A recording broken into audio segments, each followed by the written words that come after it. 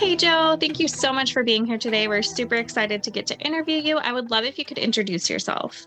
Yeah, Courtney, I'm Joe Pardavila. I'm a lifelong radio guy turned podcaster who discovered along the way that when you do something enough, you take it for granted. So a lot of the skills that I had acquired during my years working in radio in New York City, I kind of just neglected to think that, oh, other people can't do what I do. And I didn't think I took all my skills for granted. And that's sort of what led me to write the book. I realized that I had acquired some skills and learned some things that most people just don't have the opportunity to do so, and that's what sort of inspired me to write the book. Love that. I would love if you could tell us what your book's about. Yeah. So it's called Good Listen, and it's essentially boiled down stories from my career that I learned from. So there's some celebrity anecdotes and stuff like that, but I only use that to sort of launch a topic or a subject that I'm super passionate about. But the book is geared for anyone who wants to become a better human. And what I mean by that is better at communicating with other people. I didn't want this to be a how to podcast book, but I feel, and I'm sure you agree with this, Courtney, the idea of having these conversations in podcasts, they're heightened versions of conversations we have in real life. So there'll be some things you do in a podcast that you normally wouldn't do in real life, but a lot of that is pretty similar in terms of how we interact with human beings. It's much more heightened on a podcast, but all of those tricks and tips that I share in the book are great for either a podcaster or just people who want to be better at communicating in business and in life. Love that. What inspired you to write your book? So I was never one of these bucket list people, Courtney. I'm not sure. I mean, people you speak to, I was never that person who's like, oh, I got to write a book one day.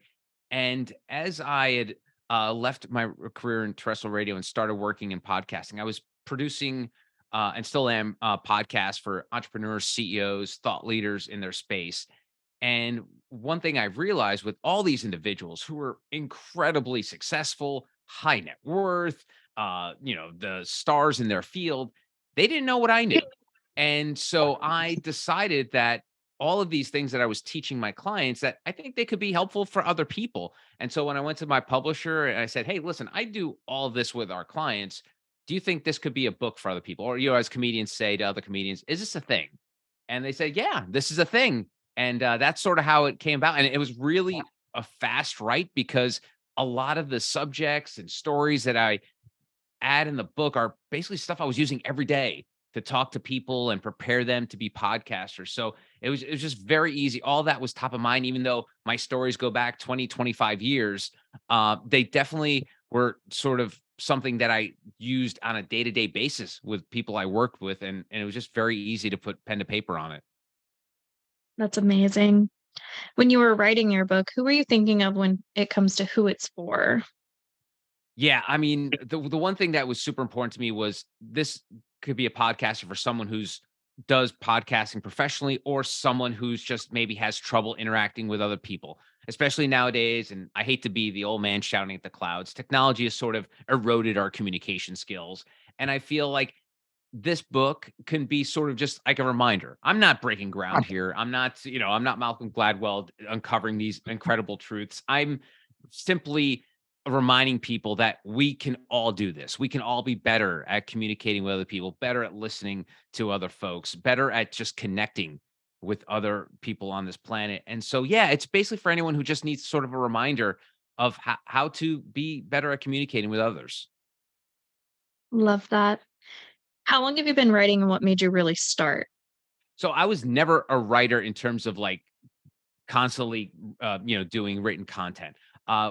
In my time in radio, it was mostly writing scripts for radio. So it was a lot of, you know, notes and bullet points and no fleshed out stories. The only extensive writing I did outside of this was I'm also a filmmaker. So I wrote a short film and did that. But in terms of like writing a tome or something more than a few paragraphs, this is my first drawn at it, and it was really enjoyable. And I'm sure you hear this all the time. It's a very cathartic experience when you write a book because it's just you're literally opening your guts on the page, and it was super helpful for me because I feel like it also motivate me to do a lot of the things I write in the book because sometimes we take a lot of things for granted and we're like, oh, "Oh, remember to do this, remember to do that," and it sort of just was it's pushed all that stuff to the forefront of my brain. Love that. What was your schedule like when you were writing the book? I was since I also have a full-time job, it was mostly just whenever I had a spare hour or 2 to write. I know a lot of writers have that structured, wake up in the morning and do this one thing. I never did that when it came to the book because it was basically me being like, "Oh, okay, here's a chapter. Let me just spill all my guts about this one certain topic," and then I would go back and add research and pull information from studies and other books. So it started with just getting my thoughts on the page and then looking for things to sort of add color to it or add a little more context to it. Amazing. What did you need in your writing space to help you stay focused? I mean, one of the things that in my writing space, also, and one of the tips I put in the book is just shut everything else down. And I think it's what's important too is people don't forget to do this. Like they'll think, oh, okay, I won't, look at my phone or I won't look at the internet. But all our devices are constantly reminding us that they're there. I always tell, like, I have nothing on my phone that makes or a computer that has any sound notifications, which I feel are silly. We're so married to our electronic devices. Why do we need another thing to remind us to look at it? So, what I tell people when it comes to writing, just make sure all your notifications are turned off. Because I think we sort of just forget that they're even there because we always want to have that constant reminder. So if you have a MacBook, it's always great. Throw it in do not disturb for the hour and right away. And I think if you limit the distractions, and there's so many distractions, and part of the book is weaving your way through those distractions and being in the moment. You have to be like that when you're writing the book. Just literally just be on the page, not being distracted by dinks and doinks and notifications and emails and messages you may get. Love that. What is your favorite writing snack or drink? Am I writing what? Snack or Oh, drink? I got the drink part with Drink Snap, but part what's was a Snap. Snap? What's a Snap? Um, Uh, I'm a big cashew guy. So when I need a little jolt of protein, cashews, and usually I'm an old school coffee guy. So I got my diner mug next to me at all times, and the caffeine helps keep your brain focused. Love that. What type of books do you personally enjoy reading? Yeah, one of the things I do, and I don't know if anyone else does this, but I like to alternate from fiction to nonfiction, and usually the nonfiction I read is a lot of personal development stuff. But so I because I always feel like the fiction is a good palate cleanser. So you've like read something that you really enjoy, and you sort of like can like let it digest, and then all of a sudden, oh, let me get this fiction work so I can just sort of have fun reading. So I do have that weird alternate style. So I'm currently reading that bestseller, It Ends With Us by Elizabeth Hoover, which is really cool. It's a cool, fun, kind of like sexy read. And then before that, I read the book, I read The Tools by Barry Michael. So I'll go from like nonfiction to fiction and alternate that just to give myself like a break. And so it's not all the reading I'm doing is too heavy. Love that. Are there any books or authors that inspired you to become a writer? I will say the style. One, for example, is Robert Iger's. I think Ride of a Lifetime. He's former CEO of Disney, now the current CEO of Disney. He wrote this book, which is basically like a leadership development book, but he wrote it and sort of like the style that I borrowed is taking these elements of his life and what he learned about it. So I felt like if I was going to write a book, I didn't want it to be like, here's what you should do. It's like, here's what I did, here's what I learned. And that's a lot about what Robert Iger did when he wrote his book about his ride at Disney. It was just like, hey, here are these moments in time, whether they were controversial, low points, high points, and this is what I took away from it. And I that's sort of the style. Again, that's not something super original. People have done that in the past, but I felt like it was one of the books I had read right before I started writing, and I was like, that's sort of the vibe I want to go for. Like, not be preachy, not be teachy, but be like, here's a story, and here's what you could probably get from it. Love that. What type of books did you grow up reading? Did you have an all-time favorite? So it's funny. I was mostly a comic book reader as a kid, but I will say my first all-time favorite read was Les Miserables by Victor Hugo, and I read it in high school. I think I was like a freshman or sophomore, and it was one of those instances. which I'm sure people listen to this podcast as a book they've probably read it. But to me, reading it was, oh, okay, there's this cool story about this guy who was wrongfully imprisoned or he was stealing for his family. And then there's like a mid break in the book. And it starts with a new story. And I'm like, wait, who is this new character? That I was very confused as a kid. And then as you get to reading, you're like, oh no, that's the guy from the first part of the book. That's Jean Valjean. That's him now living under this assumed identity. And for some reason, I mean, this is like something like 25 years ago, and I still remember that. Like, and this was before like the Sixth Sense. So it was this aha, like, wait, what? This guy's the same guy from the first part of the book. So that always stuck with me. That when I was reading Les Miserables, and I went, I lived in New York at the time, so I went to the musical and really enjoyed that as well. But it was just one of those moments in time where I was like, I'll never forget, even though it was so long ago. I was like, this whole how a book can just like pull the rug from under you. And even though I know that's not the big takeaway of Les Miserables, but to me as a young reader, that was just like so cool that someone could write this story and then all of a sudden turn it on its head where the reader's like, wait a minute, what? That's that guy? So yeah, so Les Mis was probably the one of the early books that impacted me the most. Love that. On the other side of that, now as an adult, what are your favorite series or authors that if they come out with something, you're gonna automatically grab it?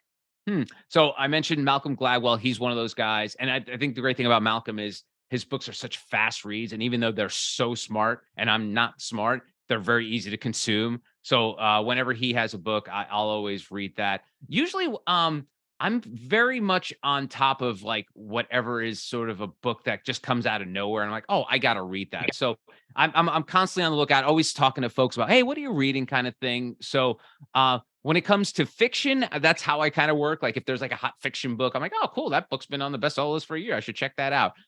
So I try to be aware of what's hot and trendy, and then I'll follow that author after that point. Love that.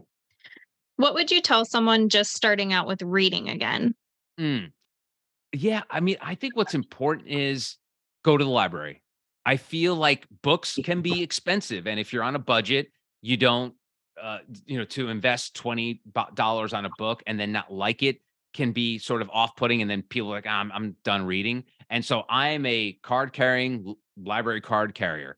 I feel it's a great asset. I love the library because going to the point of talking about budgets, it's you can go take out a book and if after a few chapters you're not into it, just take it back and get another one. You don't have to worry about losing out on the $20 that you spent on the book. So if you really just want to start getting into reading and not sure what genre or niche you'd like to delve into, go to the library, take 5 or 6 books out, and then see what you love. And then once you've uncovered one author that you like, then you go online and see what authors are similar to this author. So yeah, I'm a big proponent of the library. I think that's one of those assets that we as Americans don't take a full advantage of. And when I get, especially now with technology, the old days of using the Dewey Decimal System and everything. Nowadays, you can go on your library's website, reserve a book, and it's there for you in a couple of days, and you go pick it up. So if you have not taken advantage of your local library, do so because they have a movie selection, wider age books. If they don't have a book, you can request it, have it brought in. So yeah, I'm a big fan of the library. Love that. On the other side of that, what would you tell someone just starting to write their own book? Mm. I, I will say, and this is a tried and true adage for any kind of written word. It's write what you know. So if you're going to write about something that you're super familiar with, especially if it's your first work, because I think once you become more attuned to your writing style and who you are, you can go and branch out and do different things. But if you write from a perspective that you're familiar with, so if you are someone who works in a store, works in retail, maybe you've got an Maybe idea you've for got a an story idea that for takes a place story, in a store, and then all of a sudden you and can all of a sudden you can explore that area. explore them.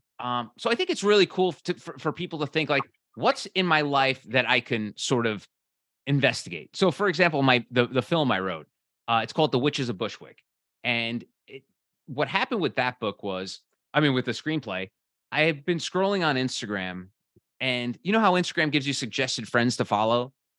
So all of a sudden, in that feed is all these people that are witches, like they dress as witches, they're part of covens, and I got to investigate, and a friend of mine, who had been connected to a bunch of people, I said to him, "What is this? What's this thing with witches?" And they say, "Oh, my best friend's a witch." I'm like, "Oh, cool, that's interesting." And so I got to thinking, and I was like, "Oh, wouldn't it be cool if one of these Instagram witches met a real witch, and what would happen?" And that's sort of like an idea that germinated from something I'm familiar with, social media, but then it unlocked a world that I wasn't familiar with, which was witchcraft. So I took everything I knew about the world we live in with of influencers and the fakeness of social media and merged that together with a horror thriller of a witch. And then at that point, I start doing research on witchcraft, the local witches, and then it just sort of just blew up into this world. So if you start with that little idea of something you're familiar with, you start unpeeling that onion, you can find fantastical places that probably weren't there at the surface, but if you look a little closer, it opens up this whole new world. Love that. What's one thing that people are generally surprised to find out about you? Well, I will say, usually people are when I do something, they're surprised I do something well because I've always been this radio guy. I've always been a person who's always communicated through audio and my personality. So whenever I write something or do something, they're like, "Wow, that's actually better than I thought." So I get that a lot with a lot of my writing. Like, "Wow, that's better than I thought." So I think people don't realize that I have this other skill because I've just been my whole life behind a microphone working in a studio. So yeah, so I think it's one of those things where it's we all have this ability to write. It's just whether you decide to put the effort to do it and take time. It's like I mean, I almost think of it as like working out. Like not everyone loves working out, but they find time to do so. So if you can do that when it comes to writing, just carve out that niche, whether it's an hour a week, a few hours a week. I think it's important. So yeah, so I think people are always surprised, like, oh wow, I didn't know you could write because I never really written much or presented much writing material in public. Love that. Is there anything you would like to say or add? One of the things I'm super passionate about is curiosity, and it's an element of my book. And I feel like the book is called Good Listen, and it's all about being a better listener. But I think the reason we're not really good listeners is because many people just lack curiosity. And it could be just because growing up as kids, our parents like knocked us on our head and said, stop asking so many questions. But I think we need to be curious, need to look and see what other people are reading and thinking and saying, and not be so tribal in terms of just connecting with people that we know 100% or agree with us or agree with them.